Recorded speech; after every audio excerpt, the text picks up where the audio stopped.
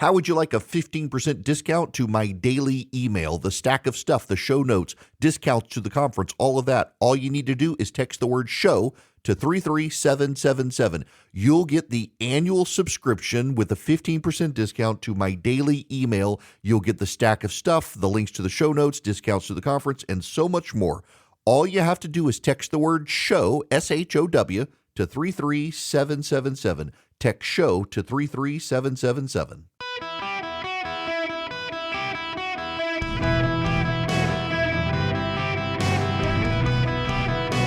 Welcome to the Erick Erickson Show podcast, Hour 2. Hello, America. Welcome. It is Erick Erickson here. The phone number is 877-973-7425. Should you wish to be on the program, while I have my entire national audience with me at this moment.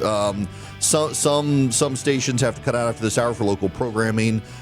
Some run all 3 hours. Wherever you are right now, I got a captured audience, and I just want to make a plug. If you text donate to 33777, I will send you a link. You can donate to fight childhood cancer. 100% of childhood cancer research is donor-based, and 100% of your money will go to the research and the care of kids with cancer.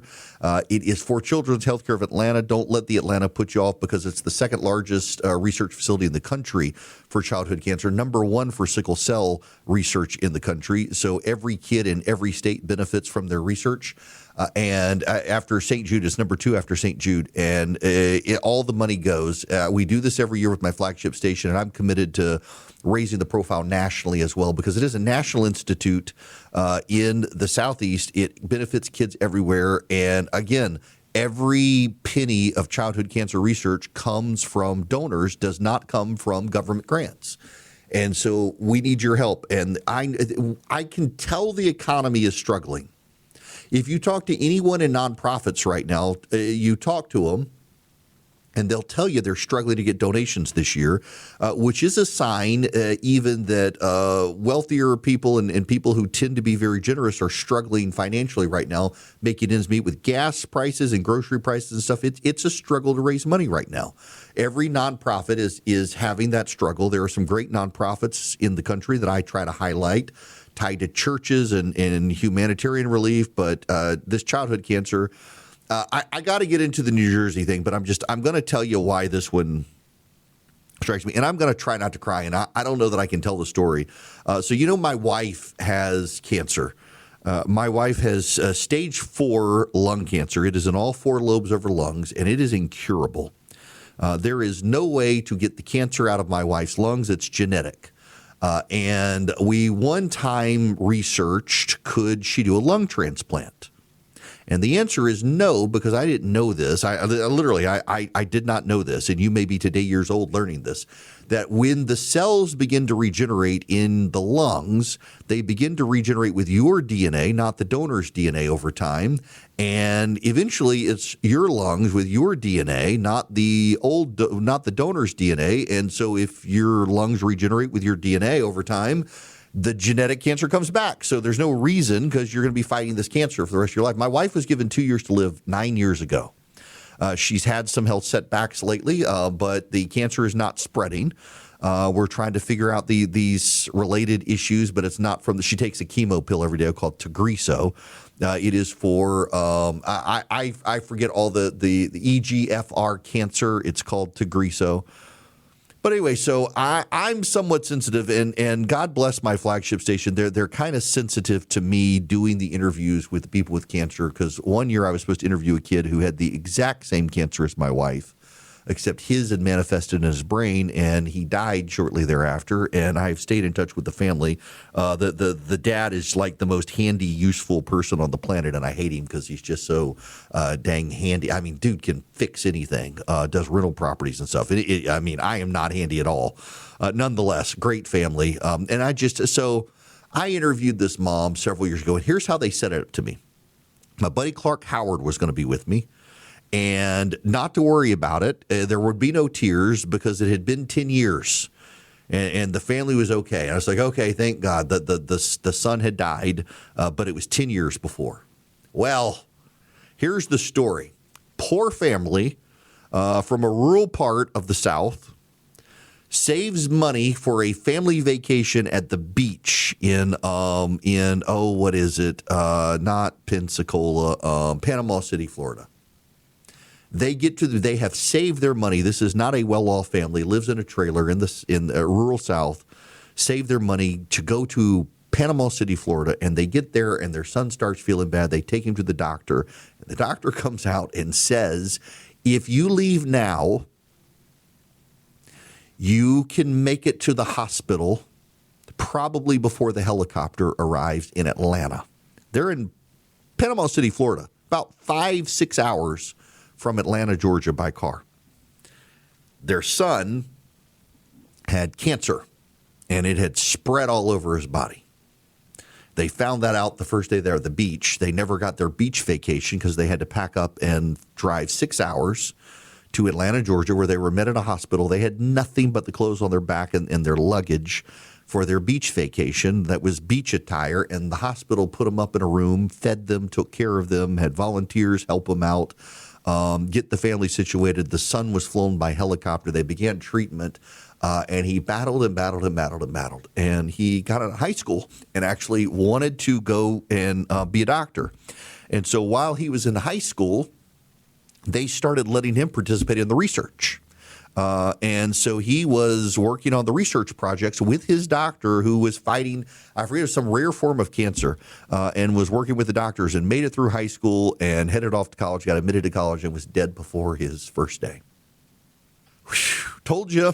Hard story to tell, but he battled cancer the whole time. But the care and feeding, the ability to put his family in a room, to take care of his family, to feed his family. I mean, this was a poor family from the rural South, lived in a double-wide trailer, saved their money to go to the beach in Panama City, Florida. Not even Gulf Shores, just go to Panama City, Florida. And were there for a day, and their son began I want to say it was a 6-year battle with cancer, and died before he got to college, but made it through high school and participated in research. And all of the research he participated in was funded by people like you. All of the amenities that were given to his family to take care of them were funded by people like you. Because it's 100% donor-based, the research for childhood cancer. And so what was cool is he got to participate in the fundraisers while he was alive, explaining to people the research he was doing. And it was people like you who were donating to fund the research, and people are still donating to fund the research that child is no longer around to fund, but it happens because of you. And this year, it's harder to get people to donate because of the economic circumstances that everybody is having. And if you have an opportunity to, if you would text donate to 33777, I'll send you the link and you can donate and participate in carrying on the research that this young man is no longer around to do. For my own sake, I got to move on to the headlines. It is emotionally gut-wrenching to do this fundraiser every year, but it's worth it. It's a good cause. In New Jersey, the governor of New Jersey has announced, and if you text Erick to 33777, you'll get the show notes and see this. Mikie Sherrill, the governor of New Jersey, has announced that a whole lot of people, due to a software error, got registered to vote, and they were not citizens. New Jersey's Democratic governor, Mikie Sherrill, says that some 6,000 non-U.S. citizens were actually registered to vote in the state's motor vehicle system. Erick Shawn has some breaking details right here in the New York newsroom for us. Erick, what can you tell us? Yeah, Jillian, it turns out that thousands of non-citizens were added to New Jersey's voter rolls, and some even voted because of a computer glitch. But now the state says it's trying to clean that up. New Jersey's Governor Mikie Sherrill says that a software error in the state's motor vehicle system led to about 6,600 people who are not citizens being registered as Garden State voters when they apply for a driver's license. She says even though the applicants answered no on the license and also state ID card application forms, well, the computer registered yes as citizens. She says it all happened under the previous administration of Democratic Governor Phil Murphy, and she's ordered the illegal voters be removed from the rolls. It's unacceptable that the vendor released software with such a glaring error. It's unacceptable that the MVC took a year to get this issue fixed.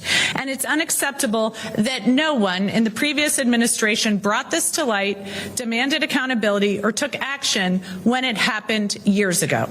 Well, the investigation says it found less than 400 of those who were improperly registered actually did vote. And of those 400, they were registered in all the parties. They were Democrats, Republicans, and unaffiliated voters. They were registered over a one-year period from June 2023 to 24.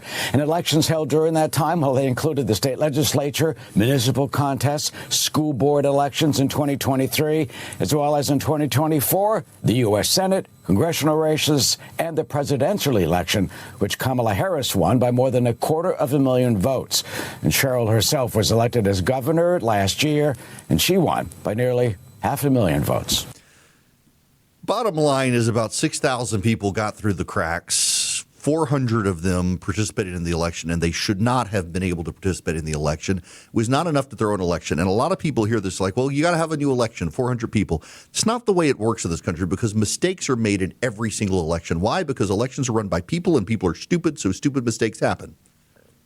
That's just the God's honest truth. Mistakes happen in every election. It's not enough to overturn an election. When you win by 1 million votes and only 400 people who were non-citizens voted, you can't throw out the rest of the million votes and say do-over because the margin of victory is so big. That's the way it works. You may not like it, but that's the way it works. I'm not going to relitigate stolen elections for you. Here's the problem, though. This is Michael Steele, former Republican committee chairman, now on MS Now as a liberal. Look, these tickleheads, y'all just don't fall for this stuff anymore. Really? I mean, come on. At this point, elections have all kinds of things that happen in them. And I really want to get ahead of this story before the tickleheads that I just referred to from the president on down start to frame this as, see, we told you the system was broken and corrupt. New Jersey. New Jersey, right. It is not. It is not. Let us be clear. It is not broken nor any corruption. This is the process at work. The system caught the mistake. See, but here's the problem, Michael Steele. You're trying to be defensive about this, but the system didn't work because they never should have been registered to vote. This is the problem with the motor voter legislation. It goes back to the 1990s. The late Senator Paul Coverdell from Georgia was a huge opponent of motor voter legislation because he foresaw that things like this would happen. If it's happened in New Jersey, the odds are it's happened in other states. Yes, the audits caught that it happened, and reviews of the voter registration caught that it happened, but it shouldn't have happened to begin with. The system actually failed. It didn't work. Now, can you extrapolate that out and say, well, we have to throw out the elections? No, because it's only a handful of people in the grand scheme of things. Of 1 million vote win for Kamala Harris, 400. And by the way, those 400 people, some were Republicans, some were Democrats, some were unaffiliated. The conspiracy theorists you should also suppress because they're saying 400. It could have been 400,000. No. And you're an idiot if you believe that, because here's why. Because we can see every single person who voted.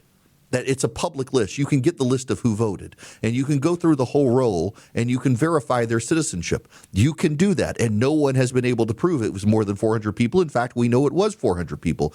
But they shouldn't have been able to do that, and they should be prosecuted. Even the Trump administration that is ideologically committed to the idea that the 2020 election was stolen, they haven't indicted anybody over it. They haven't. I think there have been 24 max people in the last 5 years who have been prosecuted for voting in elections they weren't registered to vote in because of their lack of citizenship status. They're less than 24 people. It's not common. It is not something that regularly happens. And you don't throw out elections when a handful of people voted and the margin is tens of thousands or millions. But it shouldn't happen to begin with.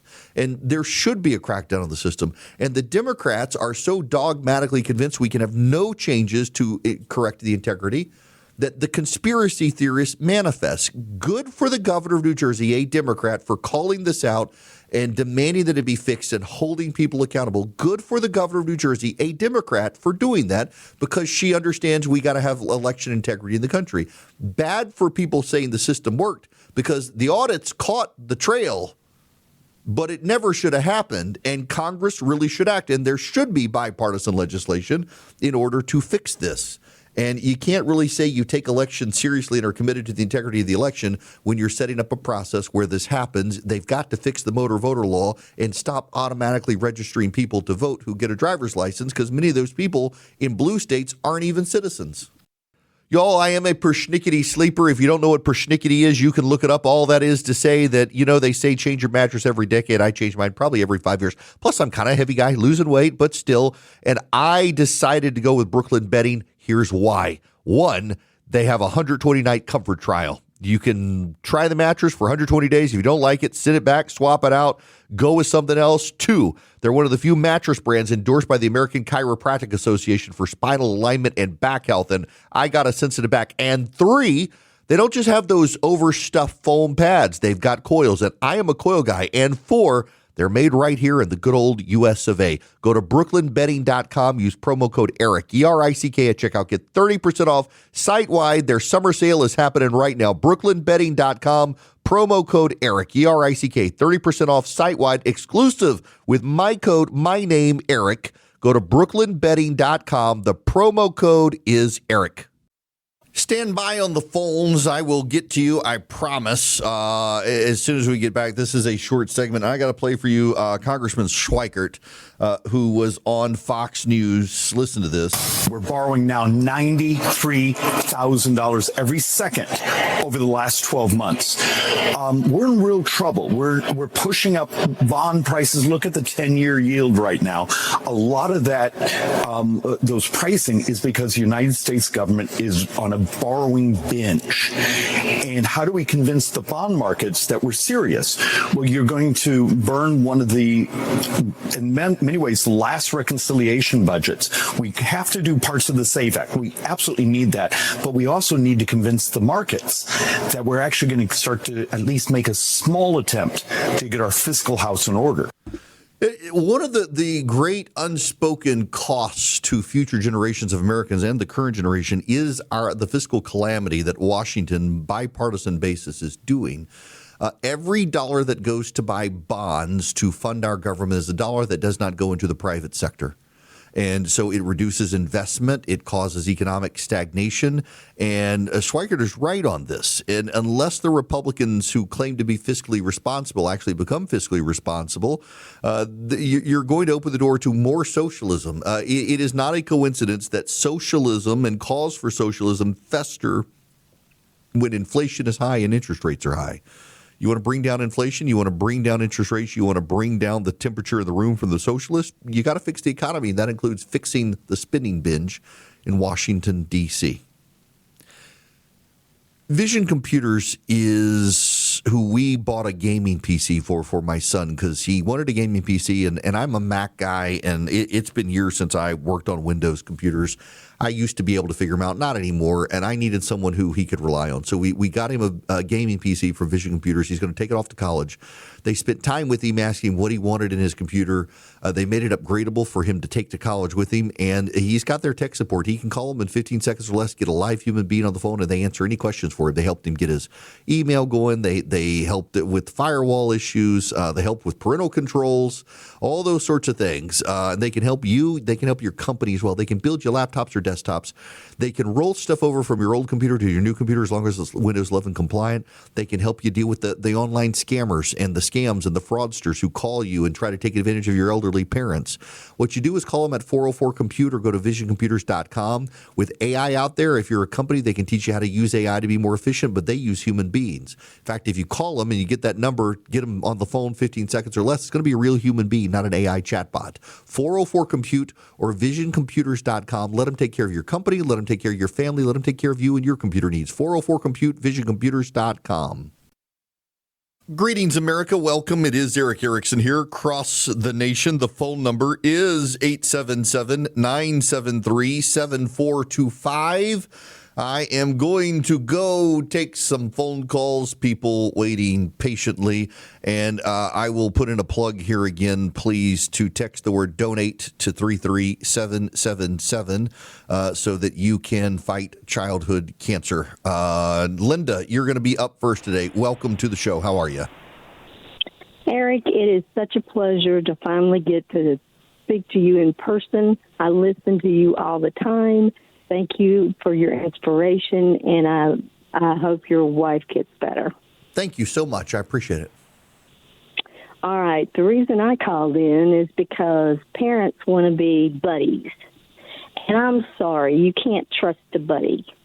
And when I was 16, my mother told me I had to pay room and board. Well, guess what? I started to work with Southern Bell in 1970, and I retired at the age of 46. Wow. So you can do these things. It's just that you have to put your mind to it.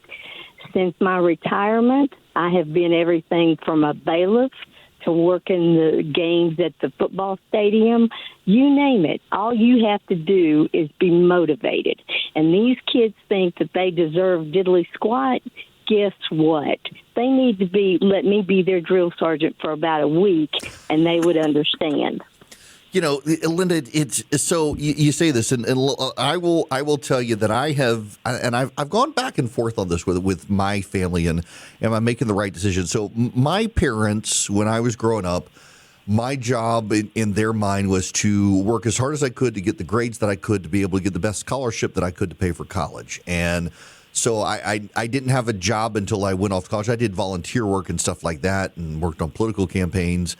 And I've done that with my kids, that you work hard. And both of my kids have a lot of friends who have summer jobs. My son has a friend who works at the Publix grocery store and works through high school and works during the summer. He's there all the time, busting his butt while my kid is playing video games. And I feel a little guilty sometimes when I realize I'm in the grocery store and he's there working and my son's probably home playing video games. And concurrently, I want my kids to volunteer, which they do. But I will tell you, I would not have ever told my kids to pay rent, even if I wanted them to get a job. But it definitely, you develop the work ethic. And that is the one thing I try to do with my kids is I want them to develop the work ethic too. I mean, their homework and they're volunteering and they're doing work that maybe they don't get paid for. But I really struggle, like you're pointing out, the kids who are like, oh, well, I can't make six figures out of the gate, therefore the world is unfair to me. And wow, that sense of entitlement is crazy. Well, the fact of the matter is parents don't want to be parents anymore. They're so worried about their own life, they aren't concerned about their kids. And you were right. You know, churches have gone down and a lot. I live right around the corner from your Georgia Spa thing up there in Greensboro or Edenton. Oh, yeah. And, yeah. So anyway, but our church has maybe 10 to 12 people, and I'm probably the youngest, and I'm 72. Oh, wow. But I had a situation the other night that I passed out at the laundromat, and it was my 80-something-year-old churchgoers that called and said, what can we do for you? Mm-hmm. So it all depends on your community. You get involved with your community. You know what's happening. You help the ones that can't help themselves. And I live out here in Woodville, and we don't even have a cell tower, okay? I'm on the front porch with my cell phone. But the fact of the matter is that these people do not think they think that they're entitled, and the thing of it is God doesn't promise us tomorrow. And Amen. If they don't pay attention now, when are they going to pay attention? You're so right. the fact, I just want to let them know that if parents want to be parents, when your kids graduate and get out of the house, you can do whatever you want to. But the fact of the matter is right now, your responsibility is those children. My ex-husband and I are both trying to raise and get custody of our grandson. I had him over here the other day at my house. He was 11 years old, and I told him, I said, get your highlight books and do your mazes because you can't drive a straight line in the yard of cutting grass. Mm-hmm. Mm-hmm. Yeah, look, you're right. God bless you. Listen, thank you for listening and for calling in and breaking my heart mentioned Georgia. Y'all, I got a hot tub in my backyard. It's from this company called Georgia Spa Company. I advertise for them on my flagship station, and I love it. Even in the summer when it's hot, I still get in it. And it has rained and lightning every single night. I have wanted to get in it and catch up on Silo. I take my big iPad out there, and it's got surround sound speakers, and I can watch the Silo episodes on Apple TV. It is literally every single night we've had a lightning storm, and I'm 3 episodes behind. I'm like, what am I going to? This is how I like to watch Silo anyway. But Linda's right. I am not my kid's best friend. I am their parent. And one of the obligations of parents is, tell your kids where you come from. Y'all, listen, this isn't what I was going to talk about. I was going to talk about the Iran stuff, and I'll take your phone calls because we got some calls on that as well. But so my wife and I got married in the year 2000. October of 2000. And by the way, if you can wait until the year 2100 to get married, genius, because then it's the year 2026. And so I know this year I am married 26 years. And we got married, and 3 months after we got married, my wife had to have a double mastectomy. We thought she had inherited a breast cancer gene, and because so many women in her family had died of breast cancer, including her mom, turns out she got the lung cancer gene instead, which was undiagnosable at the time. But we did that. She was making 29. She started out 19,000. By the time she finished working, when we had in 2008, when our son was born, she was making, I think, 29,000. I started out at 32, ended up in my law firm making 42. Wound up needing to get a second job or leave my law firm, and I wound up taking a job in D.C. where I commuted back and forth every week and was making 90,000 a year. Big jump. And now I make more money than I ever thought I would make, and have the trajectory in life, given what I do, to make even more. I'm looking at, I want to be in a position to buy land and build a house. I would love to fly private, but I want to buy land and build a house. I don't want neighbors anymore. We have people drive past our house every day just to see if I live there. But I've been very, very blessed. But I didn't start out this way. And there are so many kids, and this is something that when you talk to a lot of these kids who are seething with resentment over their station life, they really expect that they're going to get out of college and make six figures. I got out of law school and wasn't making $40,000 a year. Now, I had friends in Atlanta who were making six figures out of law school, and they were at the top of the class, and they were on law review, and they were working 100 hours a week, and one of them committed suicide. And I had it easy. I was 40 to 60 hours a week. And I knew ultimately I didn't want to be a lawyer, and started redstate.com with some friends and wound up doing that and making more money running a website than I ever did practice law. And I'm still paying on my student loans, by the way. I have not defaulted. I haven't refused to pay. I pay my student loans back $400 every month. I think I got another decade, slightly less than a decade maybe. For a law degree, I still use it in the way I think and write. But I mean, a lot of kids really do think, and I've tried to tell my kids, you are going to get out of college and you are going to get a job and you are not going to make a lot of money.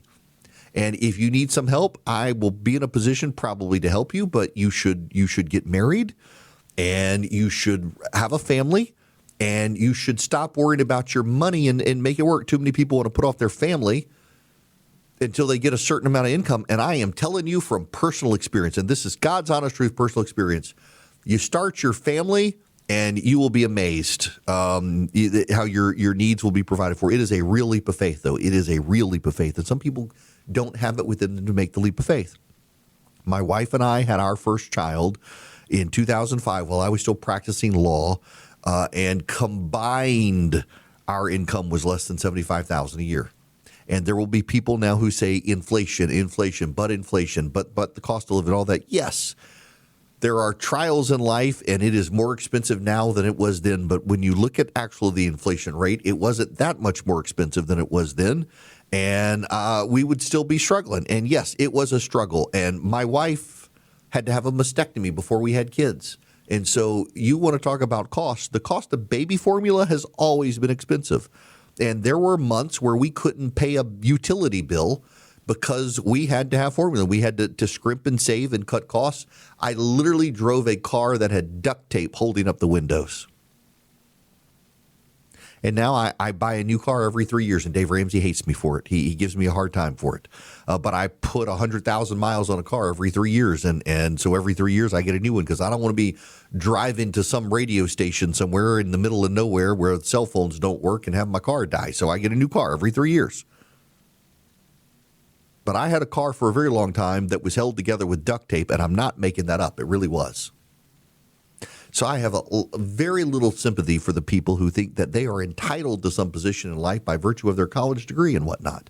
Because I went to college, I got a scholarship, I went to law school, and I struggled. My wife and I struggled. And when she decided because of her health that she needed to stay home and be with the kids, I had to get another job.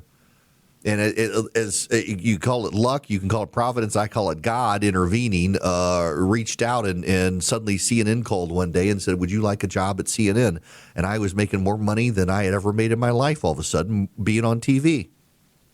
And it was I went out and got an application to work at Dillard's to sell suits because I needed another job. My wife's health was not good, and she wanted to be home with the kids. She didn't know how long she had it, and thankfully, I mean, we're about to have our son graduate from high school this year.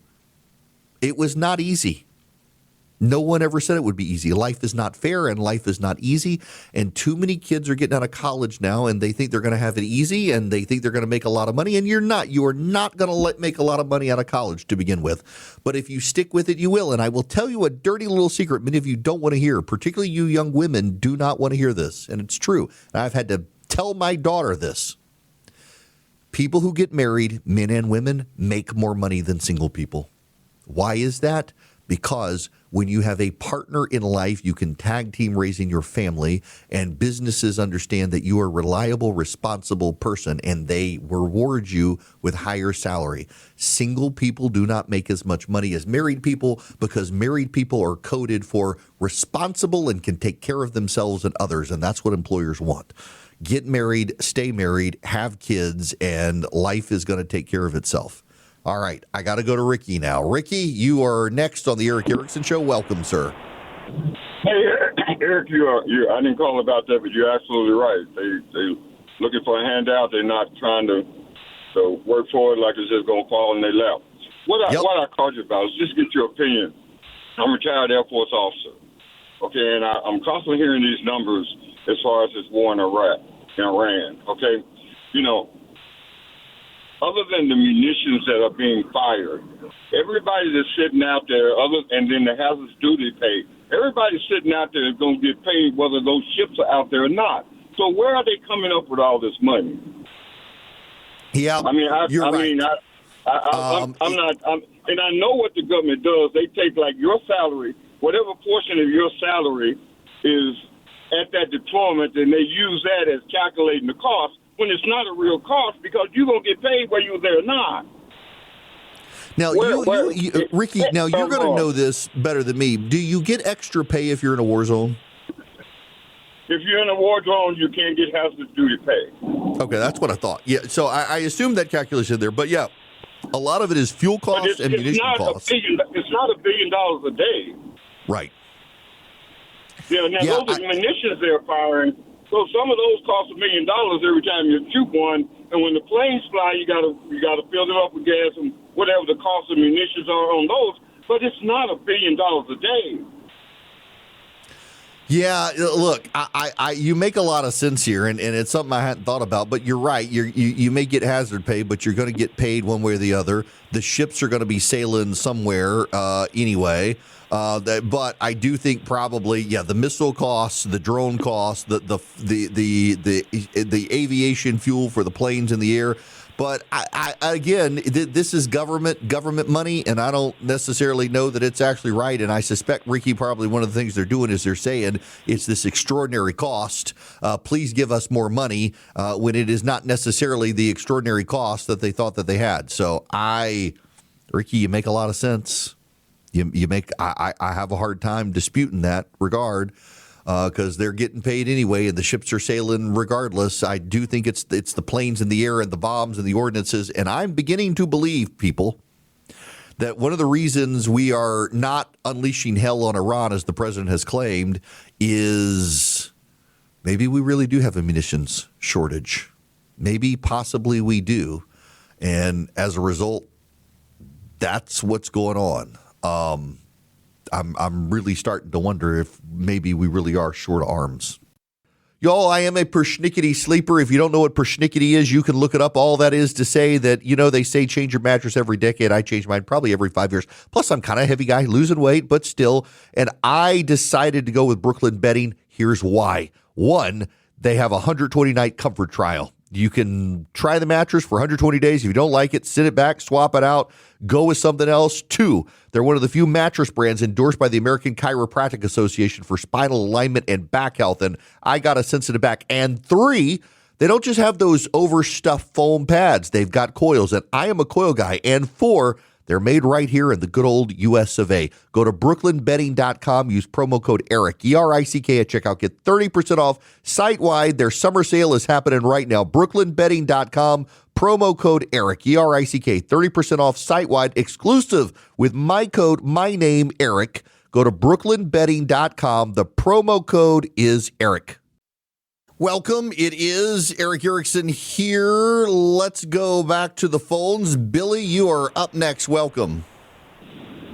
Erick, this is Billy. I got some good friends who are Democrats, and I can't figure out for the life of me why they insist on being on the wrong side of every issue. Can you help me out?